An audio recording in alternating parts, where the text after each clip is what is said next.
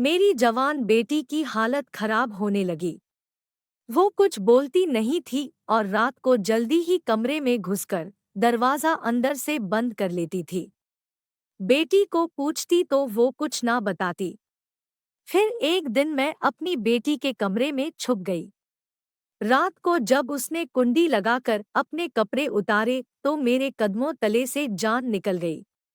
वो तो सच्चाई जानने के लिए मैं रात के अंधेरे में आलिया के कमरे में छुप गई। मेरी बेटी आलिया किसी गुलाब की कली की तरह खिल रही थी कि अचानक ही वो मुरझाने लगी थी। आलिया जवानी की सीढ़ियां चढ़ रही थी और ऐसे में कोई भी माँ अपनी औलाद को लेकर बहुत ज्यादा फिक्रमंद रहती है।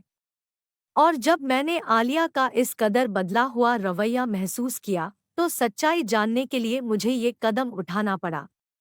मुझे आलिया के कमरे में छुपे हुए कुछ ही देर गुजरी थी कि जब आलिया ने कमरे का दरवाजा बंद किया और कुंडी लगाने के बाद अपने कपड़े उतार दिए।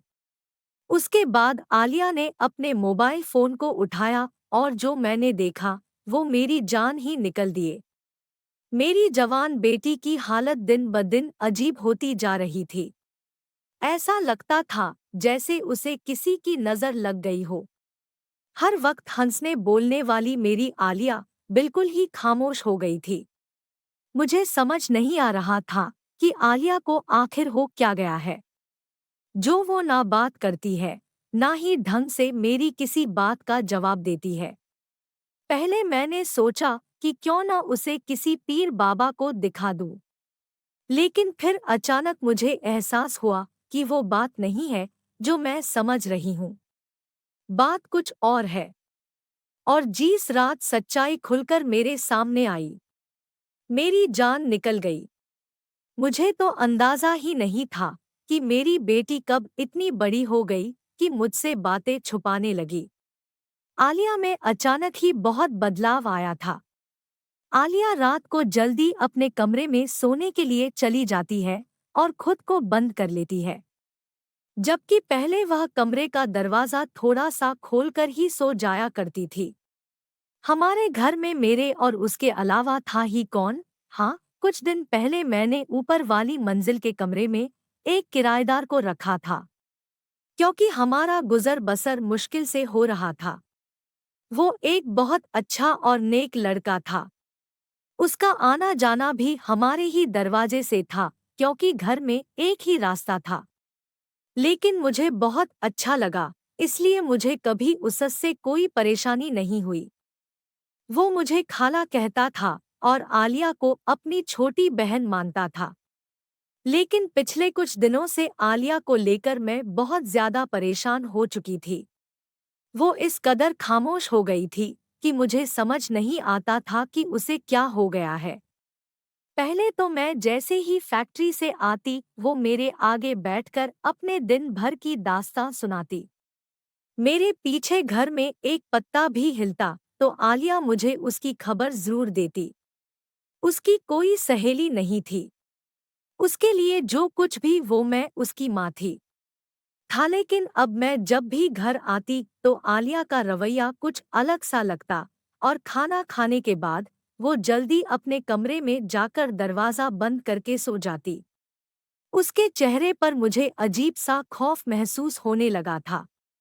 आलिया के पापा के इस दुनिया से चले जाने के बाद मैंने आलिया को अपनी पलकों पर बिठाकर रखा था और उसे कभी किसी चीज की कमी नहीं होने दी थी। मैंने उसकी हर ख्वाहिश को उसके मुंह से निकलते ही पूरा किया था। आलिया के पापा मरने से पहले मेरे नाम ये घर कर गए थे, जिसमें नीचे 2 कमरे और एक हाल था, जबकि ऊपर वाली मंजिल पर एक छोटा सा कमरा बना हुआ था। और अब मैंने पहली दफा उस कमरे को किराए पर चढ़ाया था। जिस लड़के को मैंने किराए पर रखा था वो किसी दूसरे शहर से यहाँ नौकरी की वजह से आया था और वो सुबह होते ही मेरे साथ ही घर से निकल जाता था और आलिया सारा दिन घर में अकेले ही होती। उसने पढ़ाई जल्द ही छोड़ दी थी। उसे पढ़ाई में कोई दिलचस्पी नहीं थी और उसके जिम्मे घर के कामकाज भी थे।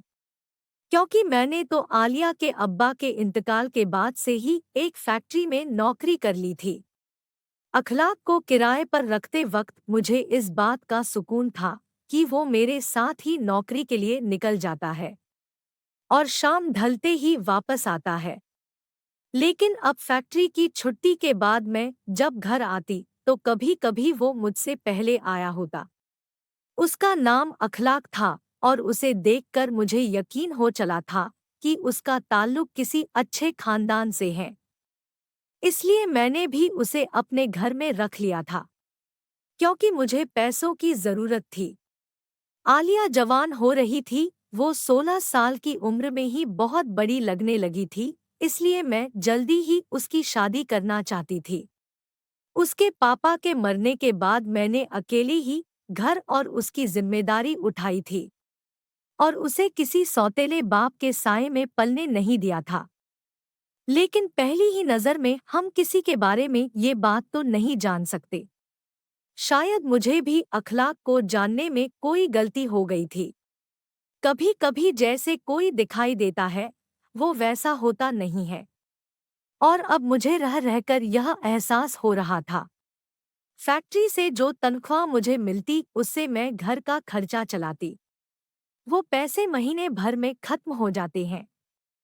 आलिया की शादी के लिए मुझे और पैसों की जरूरत थी और इसलिए मैंने अखलाक को एक अच्छी रकम पर ऊपर वाला कमरा किराए पर दिया था, ताकि मैं जल्द से जल्द आलिया की शादी के लिए पैसे जोड़ सकूं।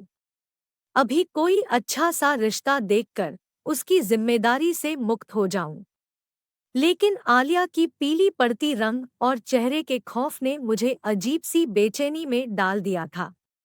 मैंने कई दफा आलिया से पूछा कि कोई तकलीफ है तो बताओ, लेकिन आलिया ने एक लफ्ज भी नहीं कहा और खामोश रही। वो मेरी बेटी थी जिसे अगर धक्का भी लगता तो वह घंटों मेरे आगे रोती, क्योंकि मैंने उसे बहुत लाड से पहला था। लेकिन अचानक ही उसमें इतनी ज्यादा तब्दीली आई थी कि मैं खुद परेशान हो गई थी। आलिया मुझसे कोई बहुत बड़ी बात छुपा रही है और यही बात जानने के लिए आज मैंने फैक्ट्री से छुट्टी कर ली थी। अभी मैं हाल में बैठे सोच रही थी कि मैं किस तरह से आलिया से मालूम करूं, तभी मैंने अखलाक को घर में दाखिल होते देखा। उसके चेहरे पर मुस्कुराहट फैली हुई थी। आते ही उसने मुझे सलाम करके सितारा की तरफ देखा। उसे दिन में घर पर देखकर मैं हैरान हुई, क्योंकि उसकी नौकरी तो शाम तक की थी और अभी तो दिन के 12 बजे थे। और यह सोचकर मुझे परेशानी हुई कि क्या वो अक्सर ऐसे ही दिन में घर लौट आया करता था। अखलाक मेरे साथ बैठ गया और उसे देखकर आलिया जल्दी से किचन में चली गई। लेकिन अखलाक की नजरें उसी की तलाश में थी और वह मुझसे बात करते हुए बार बार किचन के दरवाजे की तरफ देख रहा था। मैंने अखलाक से पूछा कि नौकरी कैसे जा रही है। तब उसने बताया कि फिलहाल वह नौकरी की तलाश में है और जल्द ही उसे नौकरी मिल जाएगी। उसकी बात सुनकर मैं चौंक उठी, क्योंकि वो तो एक बड़ी कंपनी में नौकरी करता था। फिर वो नौकरी की क्यों तलाश कर रहा था? वो कहने लगा कि खाला 15 दिन पहले ही मेरी नौकरी खत्म हो गई है और अब मैं नई नौकरी की तलाश में हूँ। वो बता रहा था कि वो रोज ही कुछ घंटे नौकरी की तलाश में सड़कों पर घूमता है। लेकिन आज के दौर में नौकरी की तलाश इतना आसान नहीं है। वो तो और कुछ भी बहुत कह रहा था, लेकिन मेरा दिमाग एक ही बात पर अटक गया था कि पिछले 15 दिन से दिन के वक्त भी घर में वो मौजूद रहता था और आलिया ने इस बात का जिक्र तक नहीं किया। मेरे दिल में अजीब अजीब ख्यालात आने लगे। आलिया की रोज रोज बिगड़ती हुई हालत और अखलाक की नजरें मुझे किसी अनहोनी का पता दे रही थी, और जो कुछ मेरे दिमाग में चल रहा था मैं वो बयान नहीं कर सकती थी। दोपहर के खाने के बाद मैंने बातों बातों में आलिया से अखलाक के बारे में सवाल किए तो वह चौंक कर मुझे देखने लगी। उसके बाद वो सरसरी सी हाँ हूँ में जवाब देते हुए निवाला ही खाकर उठ गई। मैंने आलिया को आवाज देकर कहा कि आज तो तुम्हारी पसंद का खाना बना है, फिर क्यों इतनी जल्दी खाकर उठ गई हो? आलिया पलट के मेरी तरफ देखकर मुस्कुराई। कहने लगी, अम्मा गर्मी इतनी है कि कुछ खाने को जी नहीं चाहता। आलिया की ये बात मुझे बहुत परेशान कर गई, क्योंकि आलिया को हमेशा से ही गर्मियां पसंद थी। सर्दी तो उससे बर्दाश्त नहीं होती थी।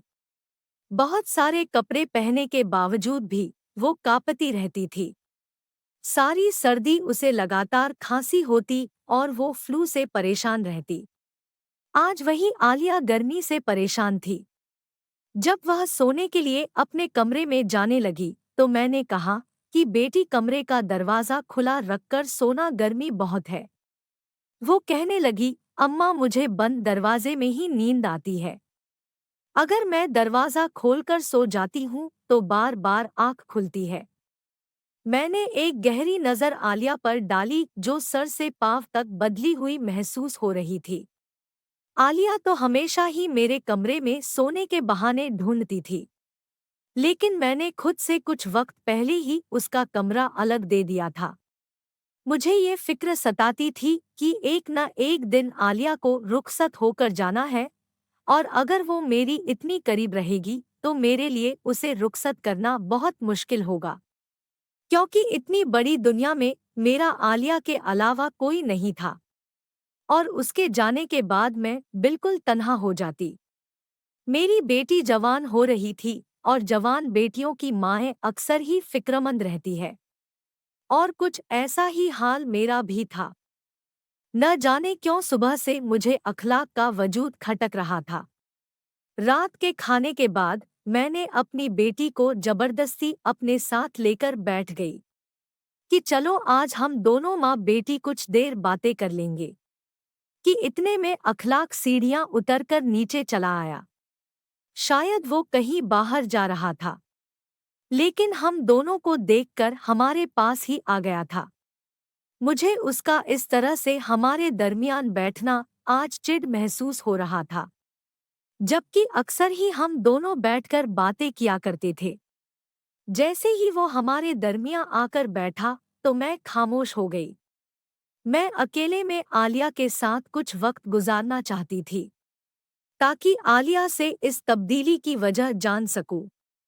लेकिन अखलाक की मौजूदगी में मैं उससे कुछ नहीं पूछ सकती थी। कुछ ही देर में मैंने अखलाक से कहा कि बेटा आप भी जाकर आराम करो, रात बहुत हो गई है। हम दोनों भी सोने के लिए लेटने वाली है। जबकि मेरा इरादा सोने का नहीं था, लेकिन अखलाक को भेजने के लिए मैंने झूठ का सहारा लिया। अखलाक शायद मेरा मतलब समझ गया था, इसलिए वो खामोशी से उठकर चला गया। मैंने आज तक उसको बहुत अच्छा और नेक ही पाया था, लेकिन शैतान कब किसी को बदल दे, इंसान को क्या खबर। थोड़ी ही देर में आलिया भी अपने कमरे में जाकर दरवाज़ा बंद करके सो गई। लेकिन मेरी नींद उड़ चुकी थी। मुझे अखलाक की नज़रें कुछ अजीब उलझन में डाल रही थी। उसका आलिया से बात करने की कोशिश करना, बहाने बहाने से उसे देखना, और दिन में मेरी गैर मौजूदगी में भी घर में होना, मुझे सब कुछ अजीब लग रहा था। और सबसे बढ़कर आलिया का बदलता हुआ रवैया। रात मैंने करवट बदल बदल कर गुजार दी, और जब सुबह उठी तो आलिया का चेहरा फिर से वो ही बुझा हुआ था। ऐसा लगता था जैसे वो रात भर सोती ही नहीं है। मैं फैक्ट्री से इतनी ज्यादा छुट्टियां नहीं कर सकती थी, इसलिए मजबूरन मुझे आलिया को घर छोड़कर जाना पड़ा। लेकिन मेरा सारा ध्यान उसी में अटका रहा, और मैं अपना काम भी सही तरह से न कर सकी। बहुत मुश्किल से जैसे तैसे मैंने आधा दिन गुजारा, लेकिन आलिया को लेकर मेरे दिमाग में अजीब से ख्याल आ रही थी। इसलिए मैंने आधी छुट्टी ली और घर वापस आ गई। घर के दरवाजे की चाबी मेरे पास हमेशा रहा करती थी। मैंने सोचा कि आलिया काम में मसरूफ होगी, इसलिए खुद दरवाज़ा खोलकर अंदर आ गई। लेकिन यह देखकर मेरी हैरत की इम्तिहान न रही कि अखलाक आलिया के पास खड़ा कुछ बात करने में मशरूफ था। उन दोनों को एक साथ देखकर मेरे तन बदन में आग लग गई। यकीनन आलिया और अखलाक मिलकर कुछ ऐसा किया था कि जिसकी वजह से आलिया के चेहरे का रंग फीका पड़ गया था। आलिया की खूबसूरत जवानी और हुस्न देखकर अखलाक ने उसके साथ कुछ ऐसा वैसा ना कर दिया हो। ये ख्याल आते ही मेरे अंदर बेचैनी की लहर दौड़ गई। मैंने दिल में इरादा कर लिया था कि मैं अखलाक को फौरन ही चलता कर दूंगी और अब कोई नया किराएदार नहीं रखूंगी। अपनी बेटी की खामोशी के पीछे यकीनन कोई बहुत बड़ी बात छुपी हुई थी और अब मुझे इस वजह को जानना था और मुझे अंदाजा था कि ये वजह कहीं न कहीं अखलाक ही है। क्योंकि अखलाक के इस घर में आने से पहले आलिया एक आम जिंदगी गुजार रही थी। वो यहाँ से वहाँ उछल कूद करती और हंसती मुस्कुराती रहती थी। रात जैसे ही आलिया अपने कमरे में सोने के लिए जाने लगी तो मैंने उससे कहा कि मैं सोने के लिए अपने कमरे में जा रही हूँ आलिया। तुम एक बार घर के दरवाजे को अच्छी तरह चेक करके आओ। और मैं खुद भागकर उसके कमरे में जाकर छुप गई। आलिया शायद यह समझ रही थी कि मैं अपने कमरे में चली गई हूँ, इसलिए वो अपने कमरे में दाखिल हुई और उसने फौरन ही दरवाजे को कुंडी लगा दी। मुझे समझ नहीं आ रहा था कि घर में सिर्फ हम दोनों माँ बेटी ही मौजूद है। ऐसे में उसे कमरे के दरवाजे की कुंडी लगाने की क्या जरूरत आ गई। उसके बाद जैसे ही उसने कपड़े उतारे तो मेरी जान निकल गई, क्योंकि न जाने सितारा कपड़े क्यों उतार रही थी। कहीं अखलाक कमरे में तो नहीं है। मुझे लग रहा था कि मेरी जवान बेटी किसी गलत चक्कर में पड़ गई है और मेरी गैर मौजूदगी में उसने कुछ ऐसा कर दिया है जिससे मुझे शर्मिंदगी का सामना करना पड़ेगा। मैंने जल्दी से सारे कमरे में नजर दौड़ाई, लेकिन मुझे कोई नजर नहीं आया। आलिया ने अपने पलंग पर पड़ा हुआ मोबाइल फोन उठाया तो मुझे लगा कि मेरे कदमों तले से जमीन निकल जाएगी। लेकिन आलिया ने अपने फोन का टॉर्च जलाया। कमरे में अंधेरा था और वो शायद कमरे की बत्ती नहीं जलाना चाहती थी। उसके बाद सितारा ने मोबाइल की टॉर्च के रोशनी में अपनी अलमारी में से एक गोल से डिबिया निकाली और उसमें मौजूद क्रीम अपने जिस्म पर मलने लगी। बहुत गौर करने पर मैंने देखा कि उसके जिस्म पर जगह जगह छोटे छोटे सुर्ख छत्ते बने हुए थे, जिन पर वो आहिस्ता से क्रीम लगा रही थी। अंधेरे की वजह से मुझे बिल्कुल सही से तो नहीं दिखाई दे रहा था, लेकिन मैं जान गई थी कि आलिया को कोई बीमारी हुई है और आलिया को शायद इन छत्तों में बहुत तकलीफ है, क्योंकि क्रीम लगाते हुए उसकी आंखों से आंसू बह रहे थे। उसकी तकलीफ देखकर मैं तड़प उठी। आलिया ना जाने मुझसे कब से ये बात छुपा रही थी और जाने उसे कौन सी बीमारी हो गई थी जिसकी वजह से वो इस कदर तकलीफ में थी। मैं जो अखलाक को लेकर गलतफहमी का शिकार हो चुकी थी। मैंने एक दफा बिना सोचा कि शायद से आलिया को कोई तकलीफ हो, मैं अचानक ही पर्दे के पीछे से निकलकर आलिया के सामने आई तो वो मुझे देखते ही परेशान हो गई और अपने कपड़े पहनने लगी। मैंने उसका हाथ पकड़कर रोक लिया और कहा कि मुझे दिखाओ यह तुम्हें क्या हो रहा है। मैं एकदम ही रोने लगी। वो कहने लगी, अम्मा मैं आपको ये बात बताना नहीं चाहती थी, लेकिन कुछ दिनों से मैं इस बीमारी में परेशान हूँ। मेरे पूरे जिस्म में बहुत तकलीफ है और जगह जगह सुर्ख रंग के छत्ते बन गए हैं। पहले मैंने सोचा था कि बाद में आपको बता दूं, लेकिन फिर मुझे समझ आया कि आप मेरी बीमारी को लेकर बहुत ज्यादा परेशान हो जाएंगी। तो हमारे पास इतने पैसे भी नहीं कि हम किसी अच्छे डॉक्टर को दिखा सकते। मैं आपको परेशान नहीं करना चाहती थी, इसलिए मैंने आपसे ये बात छुपाई। लेकिन एक दिन जब अखलाक भाई सीढ़ियां उतर रहे थे तो उनकी नज़र मेरे हाथ पर पड़ी और देखते ही पूछने लगे कि आलिया ये क्या हो रहा है तुम्हें। मजबूरन मैंने उन्हें सब बता दिया कि मुझे इस तरह की कोई बीमारी हो रही है, लेकिन मैंने ये बात अम्मा को नहीं बताई है। तो वो कहने लगे कि मेरी अम्मा को भी ये बीमारी हो जाती है और कोई ऐसी बड़ी बात नहीं है। मैं तुम्हें इसकी दवा ला देता हूँ। तुम्हें 1 महीने के अंदर अंदर आराम आ जाएगा। आप सारा दिन फैक्ट्री में काम करती है और मैं ये नहीं चाहती थी कि आप मेरे ही बारे में सोचती रहे और परेशान रहे। इसलिए मैंने ये बात आपसे छुपा ली। मैं सारी सारी रात सो नहीं पाती हूँ और तकलीफ से जागती रहती हूँ। पहले तो इससे कहीं ज्यादा तकलीफ होती थी, लेकिन जब से मैंने अखलाक भाई का दिया हुआ मरहम लगाना शुरू किया है, इस तकलीफ में थोड़ी कमी आ गई है। मैं अखलाक को इस कदर गलत समझ रही थी, वो तो मेरी बेटी का मसीहा निकला। मैंने आलिया को डांटकर कहा कि आइंदा मुझसे कोई बात नहीं छुपाना, क्योंकि पिछले 2 दिन से मैं तुम्हें लेकर बहुत परेशान रही हूँ। वो कहने लगी, अम्मा अब मैं बड़ी हो रही हूँ और मुझे एहसास है कि आपने मेरी खातिर कितनी कुर्बानियाँ दी है। पापा के मरने के बाद आपने दूसरी शादी नहीं की क्योंकि आप मुझे सौतेले बाप के साये में नहीं देखना चाहती थी।